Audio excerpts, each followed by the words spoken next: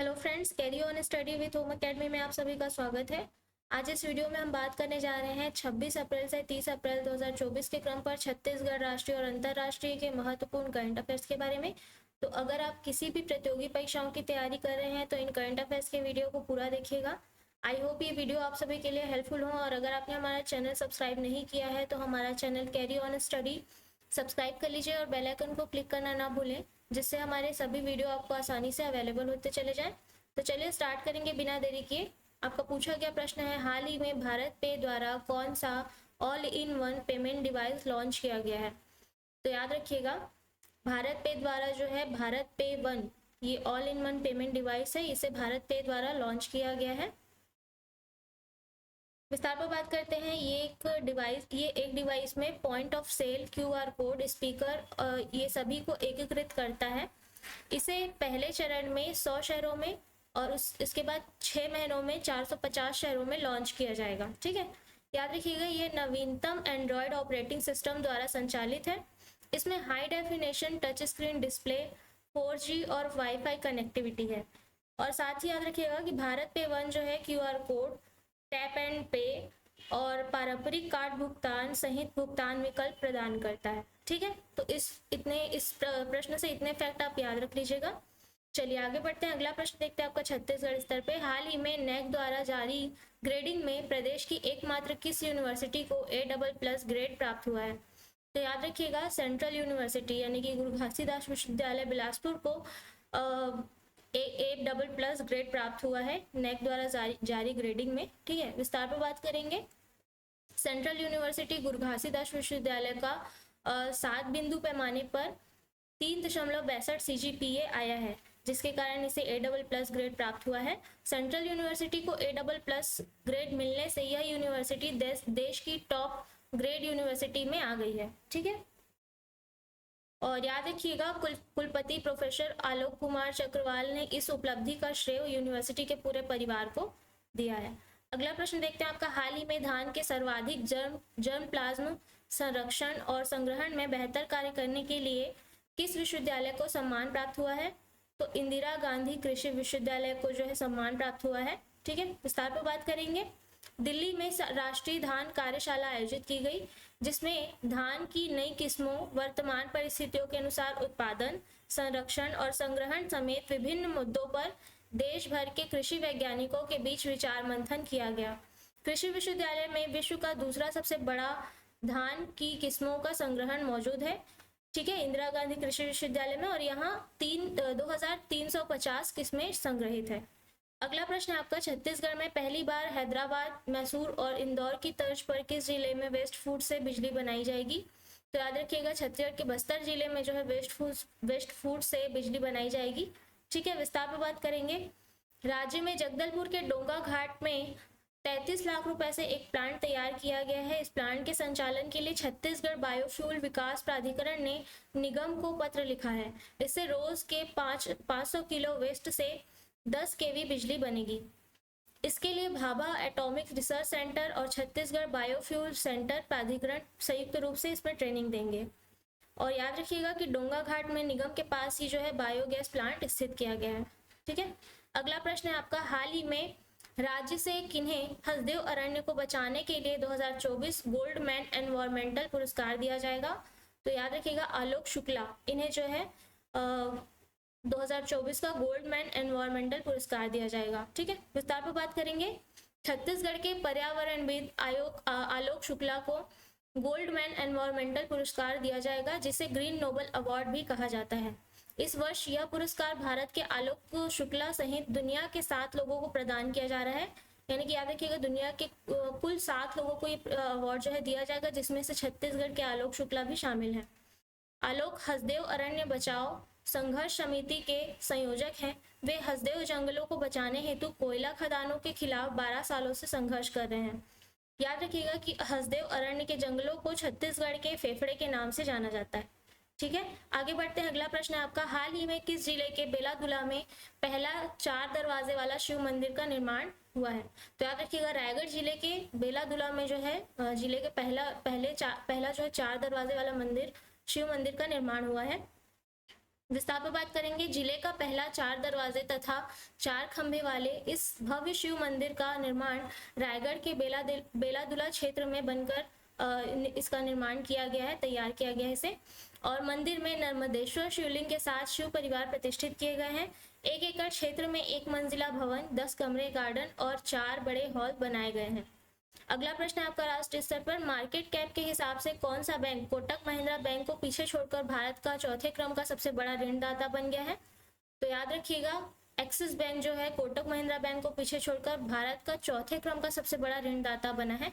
विस्तार पर बात करेंगे। कोटक महिंद्रा बैंक का बाजार मूल्य घटकर 3.3 लाख करोड़ रुपए हो गया है और एक्सिस बैंक के शेयरों में 4% की तेजी आई है। मार्केट कैप के हिसाब से एचडीएफसी बैंक, आईसीआईसीआई बैंक और भारतीय स्टेट बैंक यानी कि एसबीआई भारत के शीर्ष 3 सबसे मूल्यवान बैंक हैं। एचडीएफसी बैंक जो है 11.5 लाख करोड़ रुपए के मार्केट कैप के साथ ऋणदाताओं में शीर्ष पर है। आईसीआईसीआई बैंक 7.78 लाख करोड़ रुपए के साथ दूसरे नंबर पर है और एसबीआई बैंक जो है 6.99 लाख करोड़ रुपए के साथ तीसरे स्थान पर है। अगला प्रश्न देखते हैं आपका, हाल ही में किस महान भारतीय क्रिकेटर को आईसीसी पुरुष टी20 विश्व कप 2024 के लिए राजदूत नियुक्त किया गया है? तो याद रखिएगा, युवराज सिंह को जो है आईसीसी पुरुष टी20 विश्व कप 2024 के लिए एम्बेसडर बनाया गया है। विस्तार पर बात करेंगे। यह घोषणा भारत के विजय पुरुष टी20 विश्व कप 2007 अभियान के दौरान ये 1 ओवर में 6 छक्के लगाने की युवराज की प्रतिष्ठित उपलब्धि के जश्न में की गई है। प्रतियोगिता के लिए युवराज वेस्ट इंडीज के आइकन क्रिस गेल और 8 बार के ओलंपिक स्वर्ण विजेता उसेन बोल्ट के साथ शामिल हो गए हैं। संयुक्त राज्य अमेरिका और वेस्ट इंडीज की सह मेजबानी में आईसीसी पुरुष टी20 विश्व कप 1 से 29 जून तक होने वाला है। ठीक है, अगला प्रश्न है आपका, हाल ही में यूएई के बाद भारतीय पासपोर्ट दुनिया का किस क्रम का सबसे सस्ता पासपोर्ट बना है? तो याद रखिएगा, भारतीय पासपोर्ट जो है दुनिया का दूसरे क्रम का सबसे सस्ता पासपोर्ट बना है। विस्तार पर बात करेंगे। वैधता के प्रति वर्ष की लागत के मामले में भी भारतीय पासपोर्ट सबसे सस्ता है। हालांकि भारत के लोग भारतीय पासपोर्ट के साथ केवल 62 देशों में वीजा मुक्त यात्रा कर सकते हैं। यूएई नंबर 1 स्थान के साथ अधिग्रहण की लागत और वीजा मुक्त पहुंच के लिए देशों की संख्या के मामले में सबसे सस्ता है। एक Australian firm compare the market AU ने यह अध्ययन किया है, जिसमें पाया गया है अध्ययन में कि पासपोर्ट सबसे महंगे मैक्सिको में है, इसके बाद ऑस्ट्रेलिया में। ठीक है, अगला प्रश्न है आपका, हाल ही में भारतीय उद्योग परिसंघ सीआईआई ने स्टार्टअप्स के लिए कौन सा चार्टर लॉन्च किया है? तो याद रखिएगा, कॉर्पोरेट सरकारी चार्टर लॉन्च किया है भारतीय उद्योग परिसंघ ने। विस्तार पर बात करेंगे। यह चार्टर स्टार्टअप के लिए उनके जीवन चक्र के विशिष्ट चरणों के आधार पर उपयुक्त दिशा निर्देश निर्धारित करेगा। यह चार्टर केवल कंपनी अधिनियम 2013 के तहत निगमित संस्थाओं के लिए डिजाइन किया गया है और स्टार्टअप शब्द का उपयोग उनके लिए किया जाता है। यह चार्टर स्टार्टअप्स को जिम्मेदार कॉर्पोरेट नागरिक बनने में सहायता करेगा तथा उन्हें खुद को सुशासित करने के लिए इसे अपने हितधारकों के साथ साझा करने की अनुमति देगा। ठीक है, अगला प्रश्न है आपका, हाल ही में भारत ने तीरंदाजी विश्व कप में पुरुषों की रिकर्व स्पर्धा में कौन सा पदक जीता है? तो याद रखिएगा, भारत ने स्वर्ण पदक जीता है। ठीक है, विस्तार पर बात करेंगे। फाइनल में भारत ने दक्षिण कोरिया को 5-1 से हराकर तीरंदाजी विश्व कप चरण 1 में पुरुष रिकर्व टीम का स्वर्ण पदक जीता है। राय, धीरज और जाधव ने कोरिया की विश्व और एशियाई खेलों की चैंपियन ली वुशोक, किम डेओक, किम वुजिन की टीम को हराया है। महिलाओं की व्यक्ति रिकर्व स्पर्धा में दीपिका कुमारी ने रजत पदक जीता है। भारत ने मिश्रित टीम स्पर्धा में भी कांस्य पदक जीता है। ठीक है, भारत ने कुल जो है 8 पदक जीते हैं, जिसमें 5 स्वर्ण, 2 रजत और 1 कांस्य। अगला प्रश्न देखते हैं आपका, हाल ही में केंद्र ने किस पोर्ट को भारत के पहले ट्रांसशिपमेंट पोर्ट के रूप में संचालित करने के लिए मंजूरी मिल गई है? तो याद रखिएगा, अडानी के विझिंजम पोर्ट केरल को जो है मंजूरी मिली है। विस्तार पर बात करेंगे।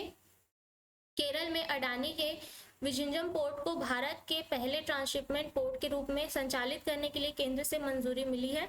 इससे जो है भारत को विनिर्माण केंद्र बनने में मदद मिलेगी। ट्रांसशिपमेंट पोर्ट एक महत्वपूर्ण केंद्र है जहां कार्गो को एक बड़े जहाज से कई छोटे जहाजों में स्थानांतरित किया जाता है।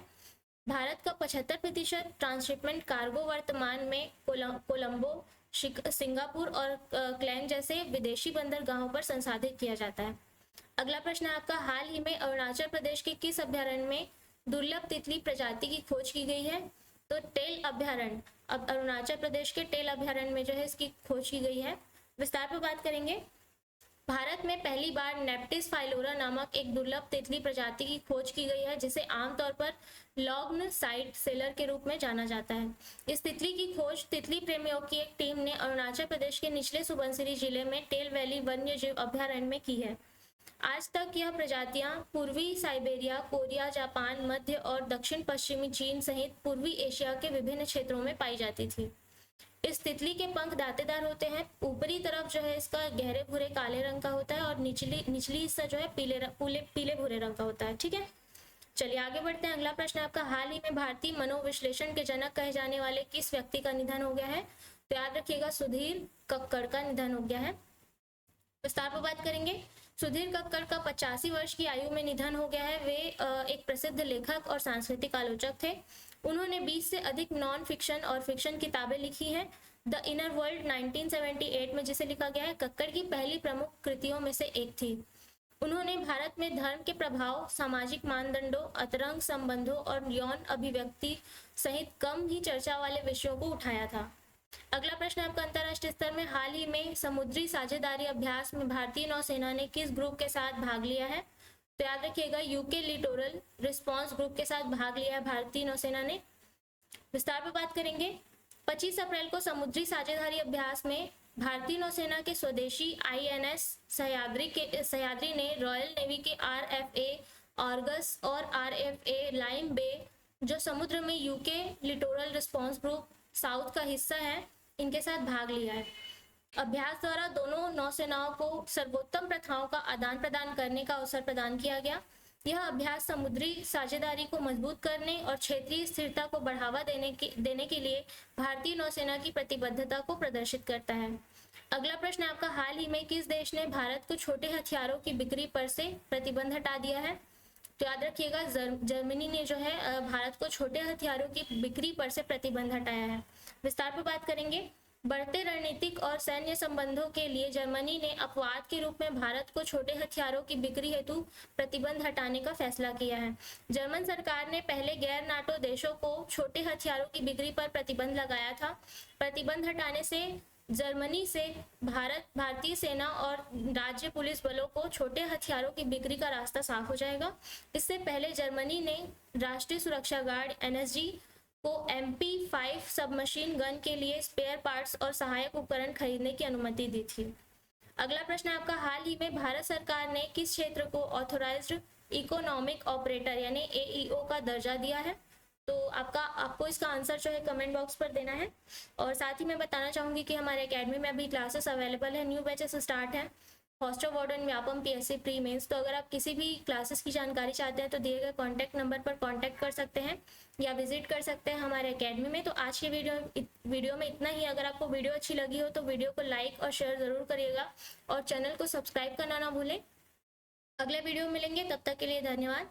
पढ़ते रहिए, सीखते रहिए।